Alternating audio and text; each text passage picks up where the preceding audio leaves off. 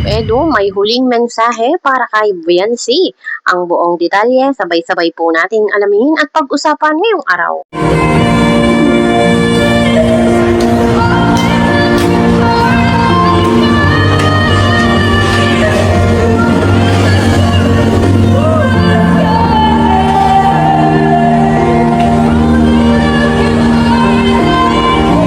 Ayun, napanood naman po natin na bumili na si Kuya Val ng semento. Pampalit nga po doon sa semento na nagamit para sa kusina. 2 semento po yun, 5 semento ang ibinalik ni Kuya Val. Hinigitan pa yung semento na nagamit. Ewan ko na lang kung may masabi pa ang pamilya Batalero. Talagang hanggang ngayon ay marami pa rin ang hindi makamove on dahil nga po sa ginawang pagpapatulpo kay Kuya Val. At alam naman po natin, first time itong nangyari sa Kalingap ang mapatulpo.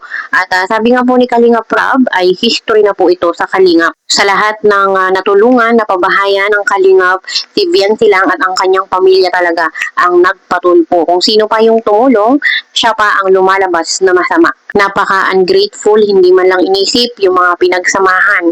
Yun bang respeto sana hindi nawala. Bukod dito, yung iba pong mga Kalingap Angels ay masama ang loob kay Viancy dahil nga po sa ginawa nitong pagpapatulpo sa founder ng Kalingap. Si Kapitana Grace, masama ang loob kay Viancy dahil mismong kasal pa ni Kakay nagpatulpo.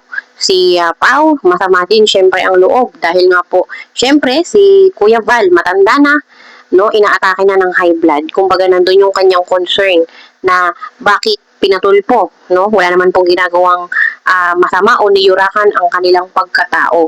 At si Carla, no? Alam naman po natin yung ibang mga Kalingap Angels, talagang grateful sila sa lahat ng mga nangyari sa kanilang buhay dahil sa tulong ng Kalingap. Pero sabi nga po ni Kalingap Rob, kilala niya si Viancy mabait, no? Kahit papaano ay kilala niya ang ugali ni Viancy at naniniwala po siya na merong tao sa likod nito, na merong nagtulak para gawin ang bagay na ito. Kaya nandun yung paghamon ni Kalingap Rob na lumabas yung mga taong nagtulak kay Viancy na gawin ang bagay na ito. No, may hamon po siya na lumabas lahat ng mga taong nasa likod nito. At naniniwala po tayo na meron talagang nagtulak. Merong nagbulong-bulong dyan sa tenga ni Viancy na sige, gawin mo yan. Ipatulpo mo ang founder ng Kalingap, ang buong Kalingap. No, alam po natin yan at talagang kung sino man nga po ang nasa likod nito ay lumabas na. Sabi nga po ni Kalingap Rob, kung sino ang nagtulak kay Viancy, sila ang magpatulpo at ito ay haharapin ni Kalingap Rob. Siya mismo ang makikipag-usap. At bukod nga po dito mga Kalingap ay meron pong huling mensahe si Kalingap Edu. Narito po, pakinggan po natin. Tolo, nakakaawa din si Blisa. Sobrang stress na rin siya.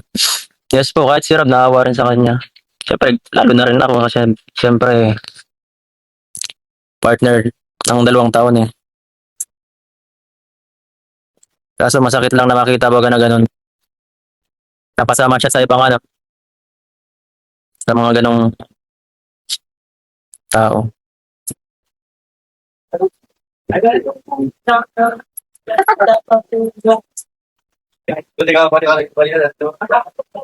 Huwag na po natin silang anuhan guys. Huwag na natin patalakihin pa.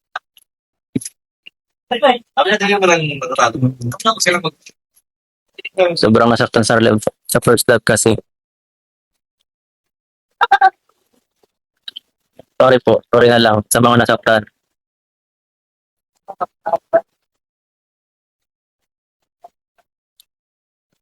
Yes po. Bilang talaga, tayo na lang din ang pakupaba para mas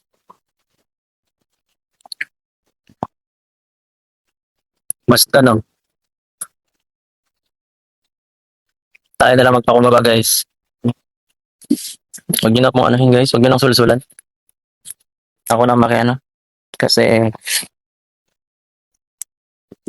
kahit pa paano may pinagsamahan, masakit makita yung isang tao na napamahal din syempre sa atin na magkakaganyan. Makikita maraming umaaway at nahihirapan baga. Diba, na po natin yung guys. Bilang respect na lang baga sa dating mga nangyari. yan lang natin, quiet na lang po tayo sa mga, ano, masasamang salita. Ano po? Mm.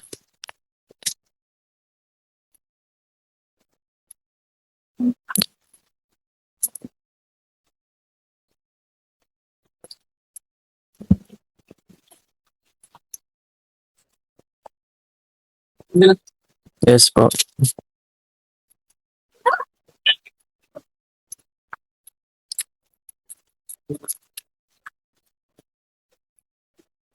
Opo, sobra.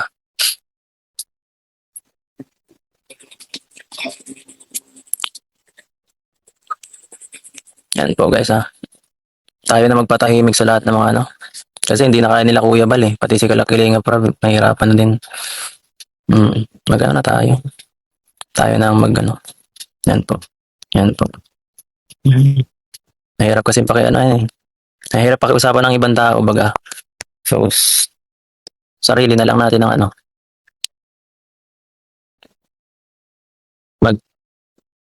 Yes, lahat naman may solusyon at mapag-uusapan sa tamang paraan.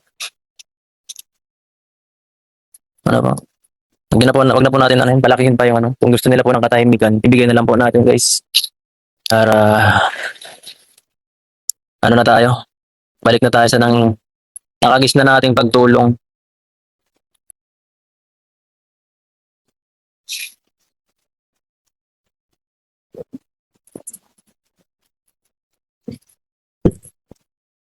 So, move on na tayo. Alam kong masakit guys yung mga ano na pwedeng syempre kahit samahan na lang bagang kahit umalis basta yung samahan ay andyan pa din. Yun na lang sana.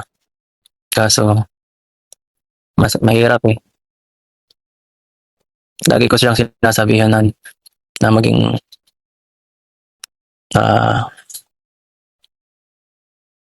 lagi siyang ano, mag-iingat sa lahat. Hindi ako nagkaano dyan. Lagi kong pinapayuhan guys.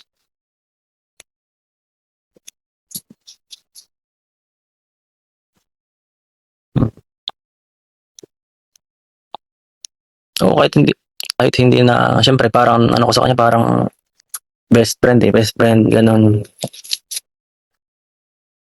Syempre kailangan nating ingatan. Napamahal sa atin yung tao. Kaso yun nga, wala na eh.